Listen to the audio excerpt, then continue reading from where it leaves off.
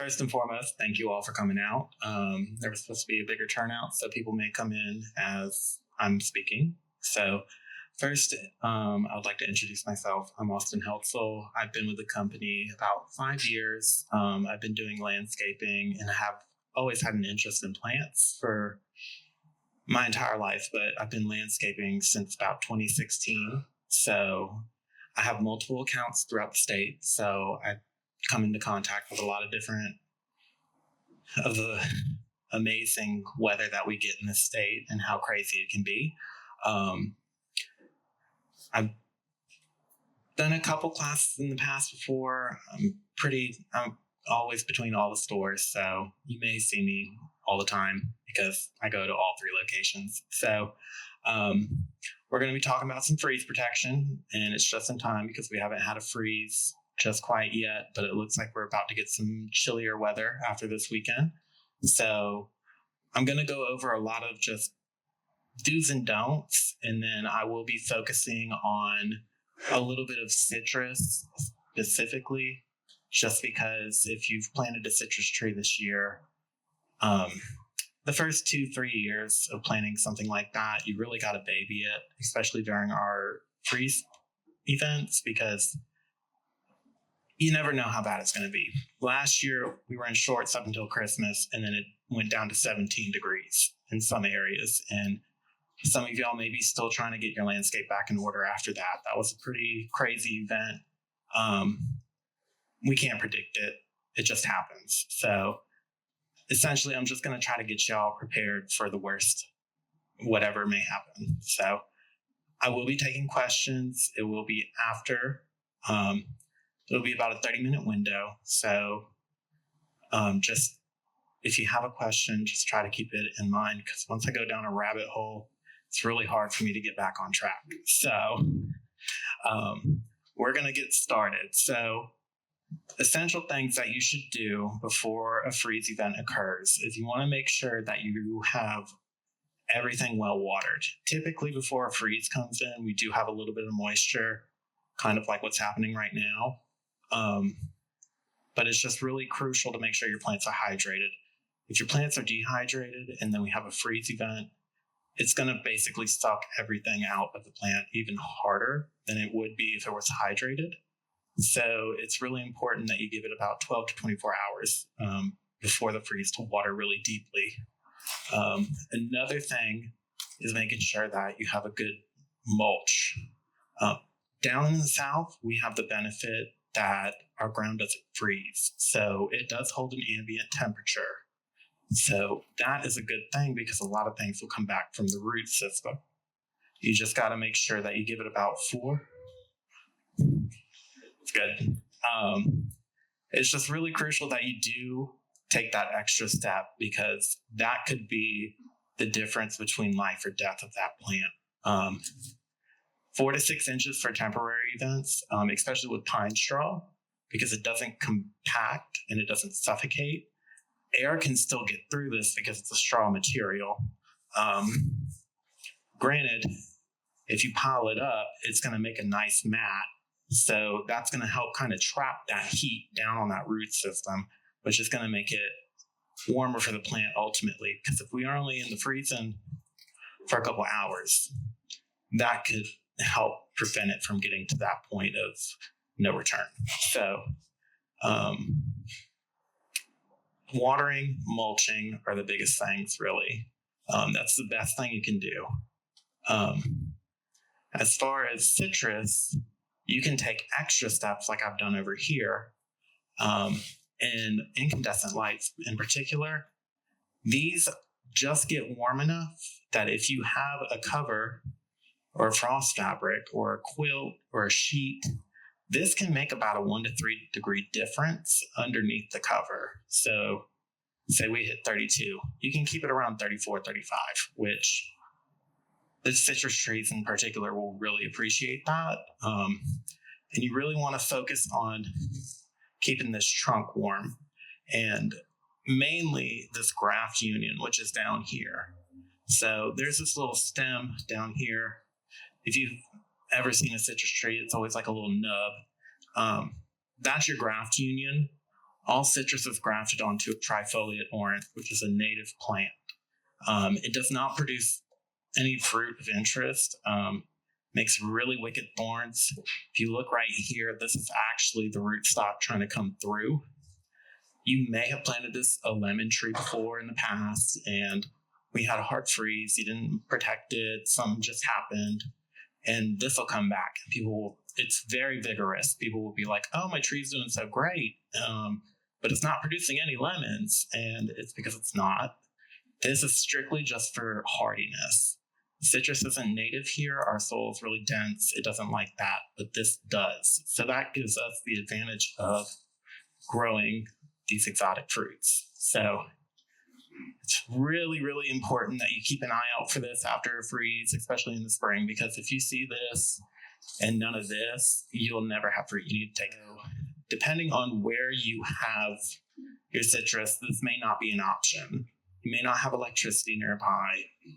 It happens. But taking the advantage of watering deeply, mulch, and then making a structure of some sort so you can have this fabric or a quilt or a sheet, anything like that, you can kind of help it just a little bit more. Another step that you can do, we don't carry it, but you can use pipe insulation and just wrap the trunk. Because if you can keep this trunk alive, it'll refoliate and it'll rejuvenate by the spring. It's not ideal, but it's a last-ditch effort at worst. So frost fabric, there's a lot of misconceptions about it. People just drape it, leave the bottom exposed, or they'll just have it making contact. They won't really do a lot for it. It's useless. So if you can't keep the fabric off of the foliage, if you can't have it reaching the ground, it does nothing. People think that just putting it on top, it's going to prevent the frost from getting it. The temperature can still come right up underneath it. So you got to take those extra steps, really, especially with those first 2-3 year plants. So the easiest way to really do anything, especially with small trees or larger trees, you can get stakes of any kind, PVC, 1/2 inch, something that's bendable, got a little bit of give to it. And you can make a tent. This is pretty much the easiest way, especially for younger trees. You just make a triangle around the plant itself, and you make sure it goes all the way down to the ground. You'll wrap it around, make sure your top is covered, and you can take zip ties. This is very thin fabric, so you can just puncture it usually right through. And you want to make sure that the wind, rain, anything like that can't take it off. So usually 2 to 3, one at the top, one on the bottom, one in the middle if you want to be extra safe.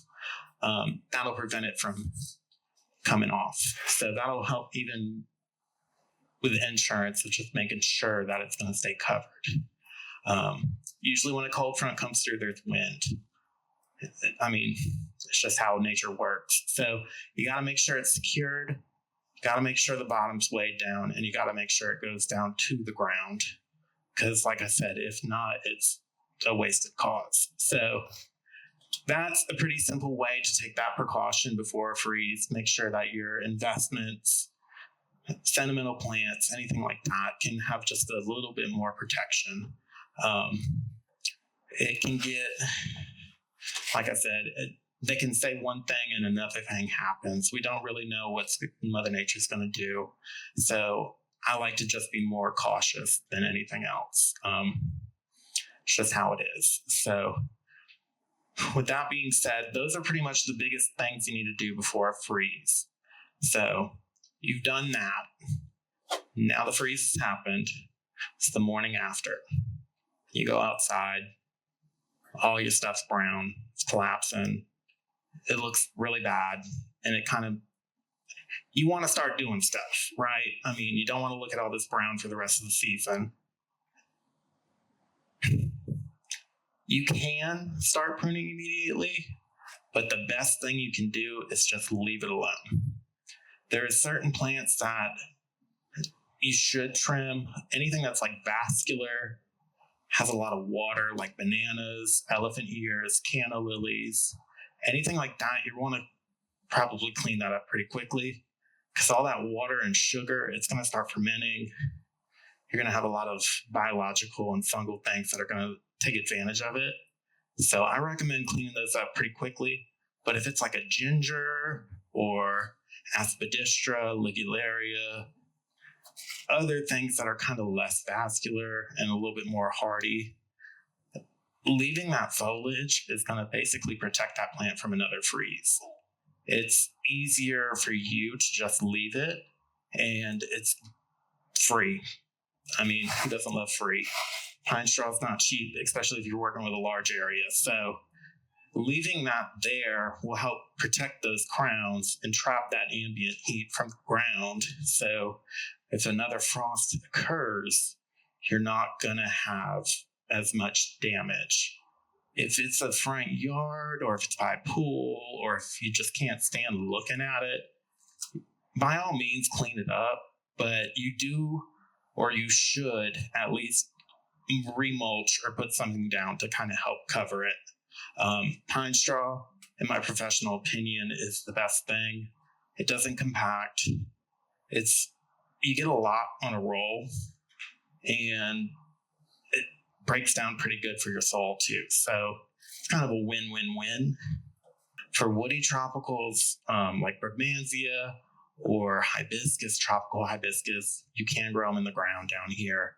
It can be hit or miss. I advise kind of leaving those alone. Anything that makes a true stem, wait until the spring, because if you start getting eager and you start just hacking things back, you may be cutting more off than you need to, which means that you're not going to,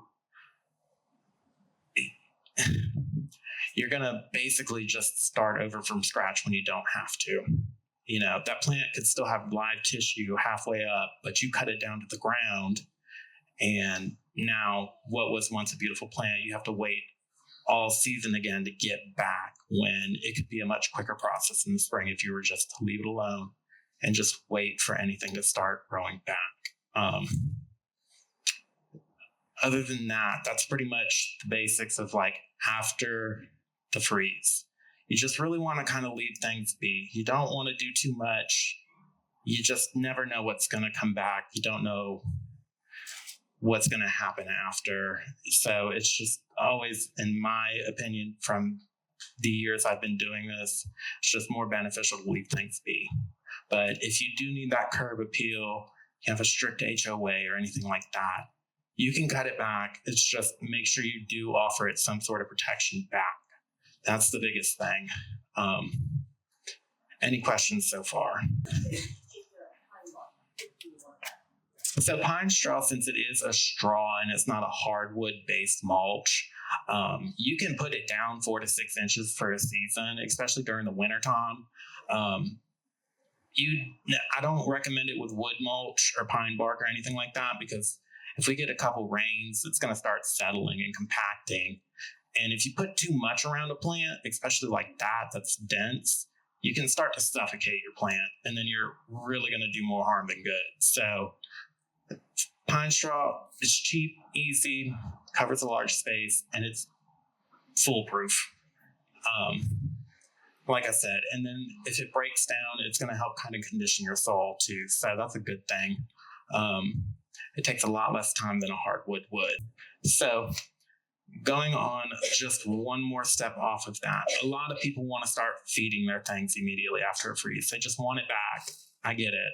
I hate wintertime. I hate the gray season. I like my greenery. So just don't do it. Because if you start trying to trigger that growth again and we get another frost, especially going into January and February, which are typically our coldest months, you could potentially push that plant over the edge, because that soft tissue can't harden off before the next freeze event, whenever it's going to occur. So just don't feed it. Leave it be. Let it be dormant. Let lame dogs lay. So that's about pretty much all you can do. like I said, it's just a waiting game. You really got to be patient after a hard freeze, especially like last year where we had a flash freeze. It was warm and the temperatures were kind of consistent, just like it is right now, all the way up until the day of the freeze. And with that, you have plants that still have all that sap, moisture, and everything going to the tips. You get a freezing event and it's going to start expanding, and it's going to eventually just cause cell damage. The leaves will burst, bark will start splitting. It's not a really great thing. Once it gets to that point, you kind of can't go back. It's pretty much in nature's hand. You can't undo that part. So there's nothing really we can do about that either. It just happens. So it all goes back to just being as prepared as you can and doing what you can to ensure that the damage will be minimal. So. Explain to me what you said about the tree. You say bottom part dies off. So this is the rootstock. Citrus isn't native to the United States at all. The only thing that is this trifoliate orange. It makes these really, really big thorns. It makes small, bitter fruit. The only reason why they graft with it is because it naturally occurs in our poor soil. Regular citrus, lemons, limes, all that, they don't grow in clay.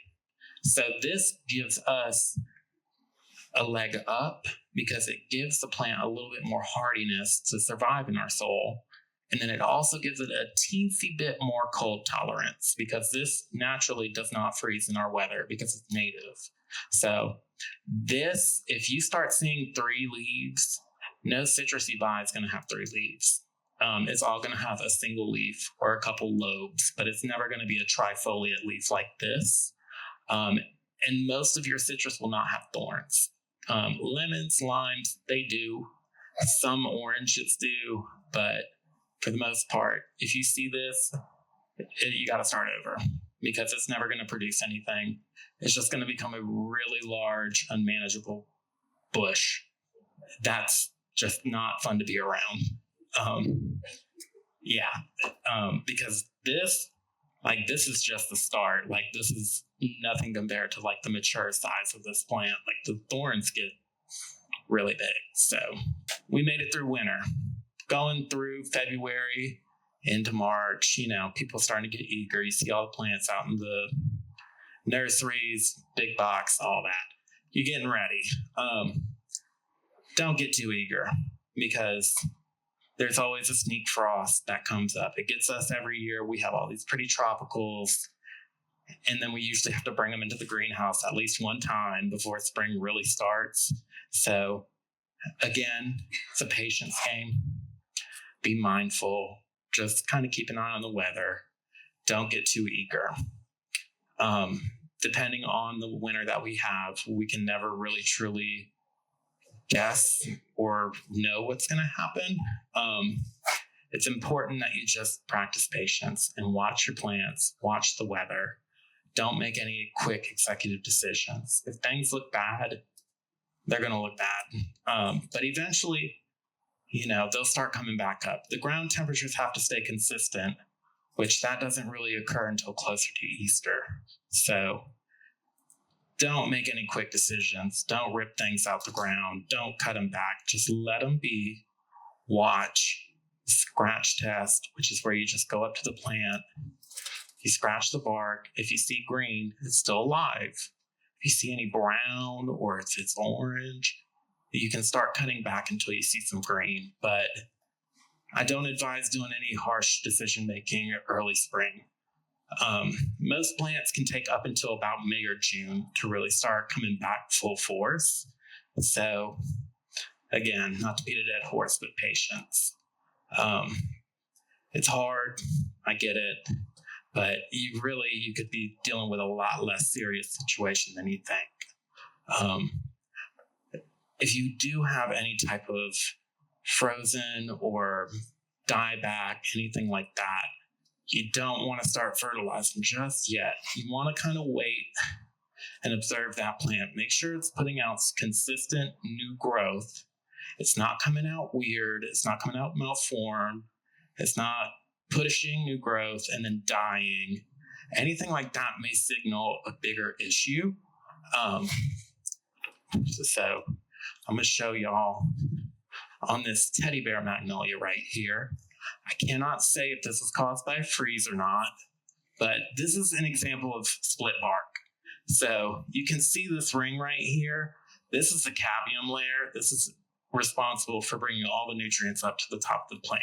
So in a freezing event, especially a flash freeze like last year, all the moisture, nutrients, sap, all that's in here, and then we get that freeze, and the north side of your plant, typically it'll be one side, will just completely bust. And it'll start oozing, you'll see liquid streaks, stuff like that. You really got to be patient with that. Sometimes the plant can make it back, sometimes it can't. This tree, whatever caused this, whether it was a freeze or something else, you can see it's not the best looking tree.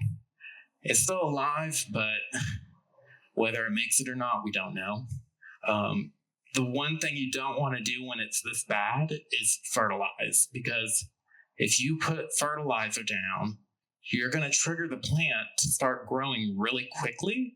And if you have cell damage, that's going to accelerate the problem, not reverse it. You want the plant to naturally recuperate versus in trying to boost it up and juice it. Sasanquas, citrus, a couple other like azaleas and stuff like that last year suffered really, really badly in that flash freeze we had in December. And a lot of people just started feeding and they didn't know any better. And what they ended up doing was killing their plant. Trying to do too much, you just need to let it be. Not to say that you can't do anything at all, but be very careful on what you're applying. Make sure it doesn't have a high nitrogen or an NPK ratio. Try to do something more organic, like Super Thrive, manure, earthworm castings, stuff like that. Try to boost the natural condition of the soil and try to make sure that chemistry down there is good and favorable so the plant can naturally recover at its own pace. But any type of fertilizer, especially hard, like 10-10-10 or 13-13-13, you're really gonna just not do what you think you're doing. And it's gonna be sad because sometimes these plants are sentimental. You don't wanna lose them. They're a statement piece in your garden. It's taken decades to get there. And one event just destroys it. You try to help it and you do more harm. So be observant. This is part of being patient and observant because this doesn't show itself overnight. You got to kind of watch it throughout the season, especially through the spring. Bottle brush. I had a bottle brush in a yard this spring. Last 3 freezes, last 3 years, made it by unscathed. Last December was its breaking point. And it started to die back a little bit, but it was still green. It bloomed. I was like, okay, I'm watching it. As the spring got longer and deeper into the spring, it started declining even more. And I was cutting a third back. A couple weeks I would go back. I'd have to cut more back. Kept doing that a couple times. And then I think a storm happened or a cat was scratching on the trunk. And it just ripped all the bark that was just gently covering this huge wound. And I started to kind of peel any of the loose bark back, and the whole entire trunk pretty much looked like this. So be observant. You really got to kind of look for this stuff because it's not apparent immediately. So if your plant's kind of struggling, it's putting out that new growth, or it's fine, and then it just slowly starts dying back, kind of take a look at your trunk, kind of take a look at your branches, see if there's any scarring, see if there's any loose bark, anything like that. Who knows? We may not have another event like that for another 10 years, but the way this season's going so far, it's kind of going like it was last year. So just bringing more awareness to it because a lot of people just don't know, especially home gardeners, not to put anybody down, but I mean, we just don't see this type of damage typically in our landscapes, especially historically. Is there any questions? I mean, this can go for anything, like any type of landscape questions y'all have. All right. You talked about covering your fruit trees. Mm-hmm. What about the hardier stuff like camellias, hibiscus? You cover them, or So most of those things, especially your hardier fruit trees, you don't need them. They need the chilling hours. As far as camellias, typically you will be fine. But last year's event, it took a hit on them, and it really just depends on where they're placed. Because if you have it up against a house, it's on the west side or south side, you may not have any damage. But if it's on the north side or out in the open, it doesn't have that microclimate to kind of buffer the extreme. So you could have more damage. A lot of people with southern indica azaleas, the big ones, they just completely defoliated, and everybody was like, whoa, because azaleas are evergreen. But when they're out in the open like that, there's nothing to protect them. So they really take a beating when the temperatures just take that extreme dip like that. Typically, no, you don't have to worry about them. But it also just depends on what the weather leading up to the freeze is like. If it's consistent like this and it's warm, I would be concerned. Most of the time, they will revert or come back. It just depends, because certain camellias are grafted, certain are on their own rootstock. If they're on their own rootstock, they'll come back from the ground. But if it's a graft, you may lose the plant. So. 2 brown satsuma trees in like gallon buckets, about this high, that I bought last year at the San Juan plant sale. Should I wait till like January, February to like plant them in the ground? So satsumas are one of the more cold tolerant citrus that you can plant down here, because they grow naturally in Japan, especially closer to the mountain range. So they can handle low temperatures for a brief period.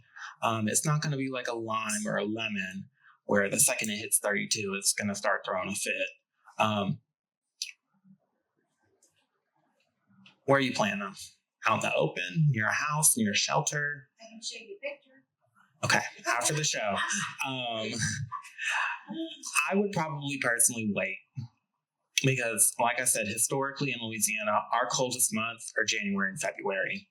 And if you plant it, it's just not going to have enough time. I've been waiting.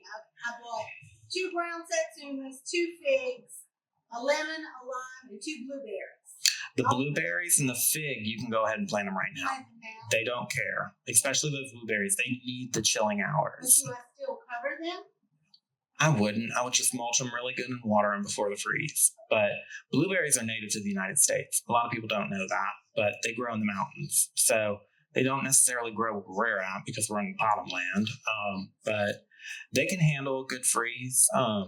They prefer it. You actually typically have a better crop the following year, especially on certain varieties, because they require more chilling hours. It's kind of like why we can't grow apples that well down here, because we just don't get enough chilling hours. It gets cold, but not long enough. So the figs, blueberries, I would say you're good. The citrus, I would hold off. I thought about just keeping the lemon and the lime in pots. That's a good idea. They can handle that. It's just once they get to a certain point, you're going to have to start bumping them up every couple years, because there's not going to be enough. Well, they're this big right now. So I figured I could go a little bit bigger. Yeah, bump them up 2 inches. That's a good rule for any plant. If you have it in a pot, only bump it up every 2 inches. If you put it in too big of a pot, you'll drown it, because it just doesn't have enough root mass to the soil to sop up all that moisture quick enough. So it'll end up succumbing to root rot typically. You can get lucky. I'm not saying it can't happen, but it's best to kind of do the 2-inch rule. Is that with a hole in the ground as well? 2 inches beyond the size of the pot? So you want to dig your holes twice as wide as the container they're in. So That is a 30-gallon magnolia, so you'd want to go about another foot, 2 feet out. And you'd want to do it wider, not deeper. If you do a deeper hole, you make a bigger pocket for water to sit. And our soil is so dense that water doesn't easily pass through it. So you create a bowl. So wider will help the roots. It'll help them kind of anchor, especially the crown, because you have your anchoring roots on most of your trees. They go out, trees flare out at the bottom. That's for structure. So digging it wider helps those roots kind of establish and anchor it. So that way you don't have to keep it tethered up. You don't have to worry about it getting crooked during a storm or anything like that. It just gives it an easier shot at life. And most of your trees and stuff like that, people think tree roots go crazy deep. I mean, certain species do, an oak tree will, but like crepe myrtles, stuff like that, they stay within like the first 2 feet of topsoil. So digging deeper isn't necessarily better. You definitely want to go wider always. So, what you got? A similar situation. I got here a couple of weeks ago. The dianthus that like the taller variety, kind of hard to find. Okay. Same situation. Like, should I just hold those and keep them protected like a potted plants, or stick them in the ground? So dianthus is a cool season annual down here. So if you don't know, we have 2 growing seasons. We have warm season, Angelonia, Vinca, stuff like that, Lantana, and then the cool season. So the cool season usually starts in around October. Here lately, it's been a little bit later, closer to November, and it goes all the way until about May or June. That's when you plant your pansies, violas, dianthus, any of those flowers that you see in the spring and they're beautiful and then they're gone the next day because they replant for summer. They're pretty much good. During those hard freezes, make sure you're watering, make sure they're mulched, and I would probably recommend a little bit of frost fabric over them. But for the most part, they're pretty good with most freezes. And then my last question is, I finally got a penny mark on it. Probably it's pretty hardy. Right? Yeah, you can plant that right now. It's fine. It is in the ground and it's taken off. Oh, then you're fine. I don't need to cover it or anything. You may get a little bit of cane dieback, but that rose is a beast. It's not affected by much. So I can't even say I had one in a client's yard and I don't even think it had any type of damage on it from last year. So you should be fine. Any other questions? Which got? Plum trees, they're fine. They need that chilling hour. Like I said, mulch, of course, it always helps. And just a little bit of water. But plums, pears, apples, we can only grow 2 types of apples down here, and it's kind of sketchy. Peaches, stuff like that, they need the cold to set bud for fruit development the following year. So same thing with the blueberries. Blackberries like blueberries? Yes, ma'am. So all this berries and fruits like that, they're typically always fine. Worst case scenario, it's going to die back down to the root system, but it'll most always come back from the roots. So you should be fine. Anything else? All right. All right. Yeah, that is maybe. It's kind of hard to tell. So with flower buds, it's tricky because, moisture can start collecting in there.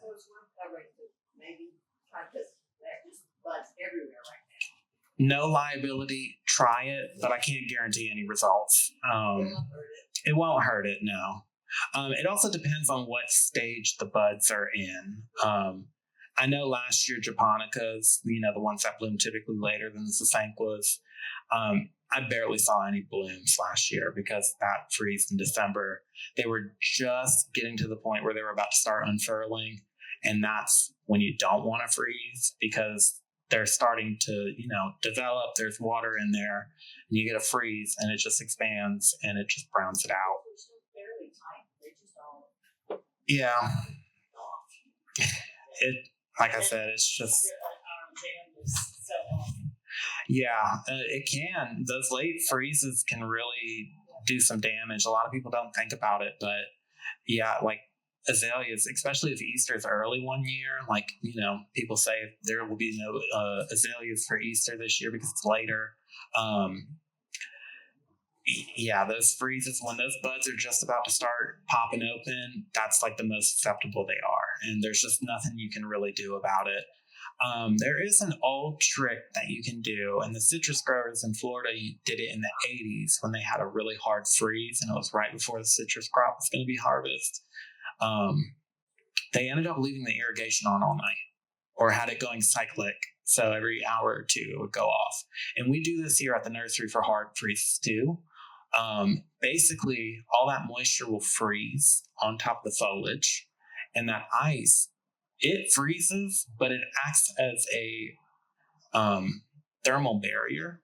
You wouldn't think it would, but it does. It helps keep the heat and the cold off the actual fruit.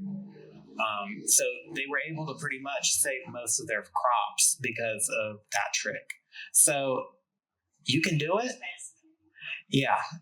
It's just, if you don't have a sprinkler system or a controller box, it's really, nobody wants to get up every hour in the middle of the night during the freeze to turn the water on. So that's the only dilemma with that. But I mean, thankfully they have timers and all that now for hose and stuff. So that's one way you can do it. It'll probably save some of it. I can't say it'll save all of it, but it's worth a shot. Any other questions? Summer. Okay. We have a front bed that probably gets at least 12 hours of sun. Mhm. I try and cure 2 or 3 things, like I start out with blue days on the thing that lives in anything.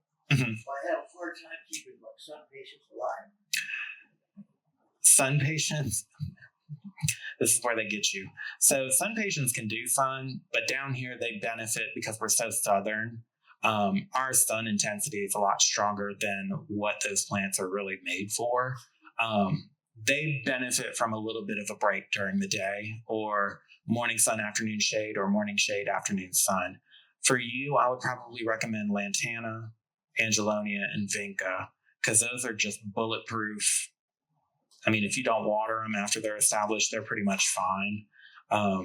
But sun patients, I wouldn't recommend that for a bed that gets 12 hours of sun. If we lived in Arkansas, I would say go for it, but we live in Baton Rouge and we're on the Gulf. So that sun is just really intense, especially during the peak of summer.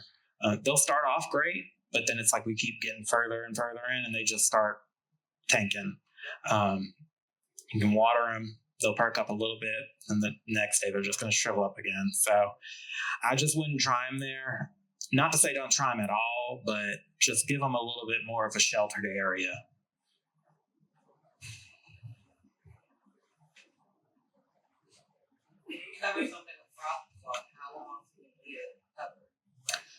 Excellent question. I didn't even think about that one. So with frost fabric, this is a breathable material. You can see the plant. So this basically just keeps a little bit of that ambient air in there. You can leave this on pretty much as long as you want. Water, air, and sunlight can pass through it, but it won't trap deadly amounts of heat. Now, if you use this queen or a hurricane tarp or a heavy quilt, you have to take that off the next day. If you leave that on during the sun and it warms up the next day, you will cook your plant really quickly. So thank you for bringing that up. Frost fabric, I recommend it. It's the choice you should make. But some things you can't cover in frost fabric, it's too big, or you have this roll of visqueen on hand. You can use it, it's great, but make sure before you leave for work or whatever you're doing the next day, you uncover that plant if it's going to be above freezing. Because if it's going to be sunny and warm, that heat builds up underneath there really quickly. And then you're defeating the purpose because the cold air is going to get up in there. So, And that'll really keep it warm enough and freeze? yes, ma'am. You can get a heavier. You can, yeah. So this is pretty thin. We carry a very thin version of this. That one's a heavier. You can get a thicker version, but if you look, especially with the light, you can see the perforations in it just enough. And that is enough to just let some of that moisture and air come in and out as it needs to. With Visqueen or anything like that, it doesn't have this, so it just traps everything underneath there like a greenhouse, just like the Visqueen on our greenhouses do. So you can get different grades of it. We sadly are limited to what we can bring in, and this is all we can. I think we can get it in a wider yard, but it's not any thicker. You can go on Amazon or online, and they have like greenhouse vendors and stuff like that sell this stuff that comes in different varying thicknesses. But for the most part, you can keep frost fabric on for a while. If you leave it on the next day and it's going to get up to 65, 70 degrees and it's going to be sunny, it won't cook it. It won't do any harm. So. Well, since most of the times when it freezes, it also rains, does that tolerate all the elements that Yes. better than the sheep and all that stuff? So this is like a weatherproof material. It does allow moisture and stuff like that to go through it, but it doesn't absorb it. Where a quilt, Sheets and it, even with the tent. yeah, it gets heavy and then it holds that moisture, and it can either work for you or it works against you. Yeah. So this is the best option you can do. Like I said, sometimes you're in a bind. Sometimes you just got to work with what you got. Not to say it's any better or worse, but this is just a lot safer and foolproof. That answer your question? Okay. Anything else? It can be anything garden related. Doesn't have to be a freeze. You also like some houses and I have my house is super landscape, but I don't know how to care for things for eggs. Like I don't know what to do. I just bought it, so it's new to me. But some of the plants look, I don't know, it's not they're really pretty shaped and they don't have good anything. So we don't offer landscaping services through the nursery, but there are people like me who do stuff on the side. Not saying that I have the availability, but if you come in with pictures, that's the biggest thing. Always come in here with pictures or samples, because if you just say, oh, I have this tree and it's browning and it's kind of looking dead, I mean, people can be a little theatrical at times, and like it may be just one leaf on the plant that's brown, and we have this picture in our minds for like, oh my God, the plant's dead, like, and we have nothing to go off of. So even after a freeze, like bring pictures, bring samples, like we're here to help y'all, and the more we have, the better we can help y'all. So to answer your question, no, we don't have a service through the company. But if you come in here with pictures and you want advice, we have multiple professionals. I'm not the only one here. And we can help and walk your hand through the whole process.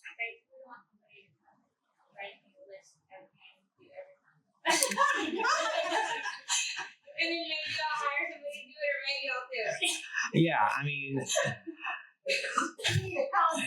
yeah. I mean, most of the people will kind of give you a light consultation, especially if you bring in a lot of pictures and you just don't know what you're working with. I mean, we have experienced gardeners. We have people who are just getting their feet into it, new homeowners, stuff like that. We're here to help y'all. And like, we may not provide that exact service, but like we will help you to the best of our ability in the store, you know? So if you come in with pictures and you just be like, I don't want this one, what would be a good alternative? I want it to get 6 feet tall max, stuff like that. So just prepare a list, you know, have a general idea of what you're going for, come in and we can help you to the best of our abilities. You're welcome. All right.